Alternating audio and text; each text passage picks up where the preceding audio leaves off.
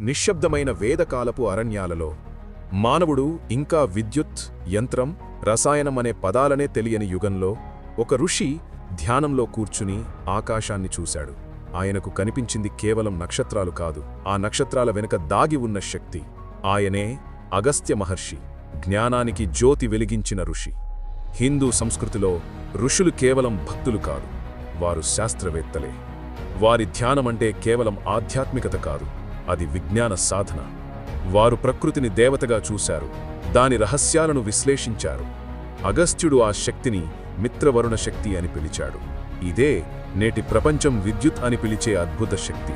వేల ఏళ్ల క్రితం అగస్త్య సంహితలో ఆయన రాసిన సూత్రం కాపర్, జింక్ మరియు మర్క్యూరీతో విద్యుత్ ఉత్పత్తి చేసే పద్ధతి. అది కేవలం శ్లోకమా లేక ప్రపంచంలో తొలి బ్యాటరీయా? అదే ప్రశ్న నేటి శాస్త్రాన్ని ఆశ్చర్యపరుస్తోంది. హిందూ సంస్కృతి కేవలం ఆధ్యాత్మికత కాదు, అది విజ్ఞానం.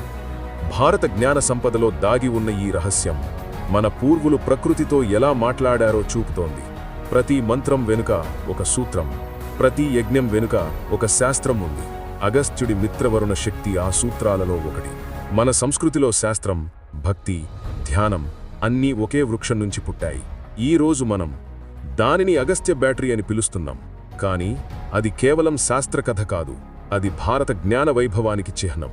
హిందూ సంస్కృతి మనకు నేర్పిందే, విశ్వాన్ని అర్థం చేసుకో. అగస్త్యుడు అలా చేశాడు, ప్రకృతిలోని విద్యుత్ను తెలుసుకున్నాడు.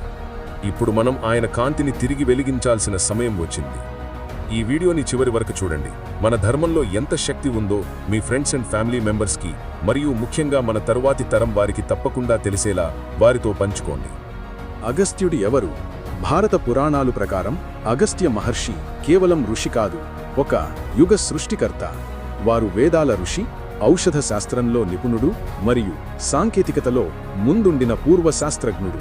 సముద్రమథనం సమయంలో హాలాహలం అనే ఘోరమైన విషం సముద్రం నుండి బయటపడింది. ఆ విషం అంత శక్తివంతంగా ఉండేది, అది భూమి, గాలి, ఆకాశం అంతా కాల్చేయగలదు. దేవతలు, దానవులు భయపడి శివుని వద్దకు పరిగెత్తారు. అప్పుడు శివుడు కరుణతో ఆ విషాన్ని తాగాడు. ఆ విషం ఆయన కంఠంలోనే నిలిచి నీలకంఠేశ్వరుడు అని పిలువబడ్డాడు. శివుడు విషం తాగిన తరువాత సముద్రమథనంతం వచ్చిన సముద్ర అలలు, విషవాయువులు ఇంకా భూమిపై వ్యాపించాయి. ఆ విషవాయువుల ప్రభావం సముద్రంలో, గాలిలో ఎక్కువైంది.